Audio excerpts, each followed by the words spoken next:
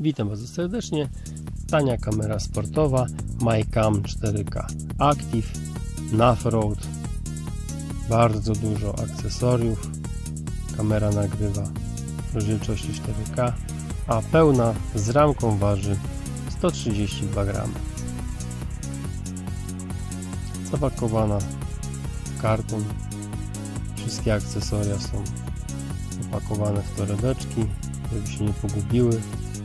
Mamy zapasową baterię, bardzo dużo uchwytów, mocowań, pasków na kask, na ramię, ładowarkę samochodową, kilka elementów, których przeznaczenia naprawdę nie potrafię uzasadnić.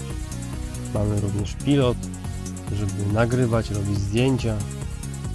Jeżeli mamy kamerę właśnie na głowie, żeby nie szukać przycisków po omacku. Najróżniejsze złączki na rower, na rurkę. Dodatkowy jakiś ekran. Uchwyty na rzepy, na klej. Po dwa, po kilka podobnych bardzo, ale tak naprawdę nie wiadomo do czego. Dłuższe, krótsze, po prostu mega. Linka jest nawet.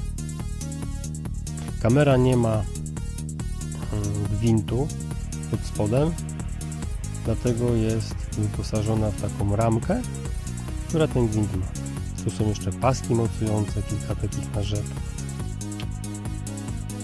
Zapinka, a to właśnie tutaj w tą można kamerę wsadzić i przykręcić ją normalnie oraz do góry nogami.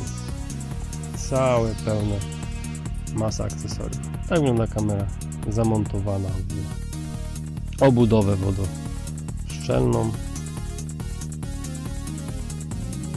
Wygląda solidnie.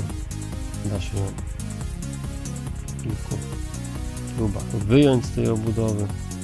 Aczkolwiek solidnie siedzi.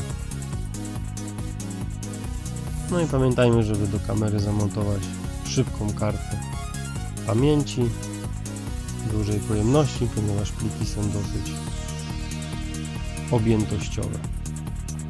Tu mamy miejsce na akumulatorek, akumulatorki mamy dwa. Jest pasek do łatwego wyciągania, całe szczęście. Mamy zapasowy, czyli możemy zabezpieczyć się, żeby nam ta kamera nie padła w międzyczasie.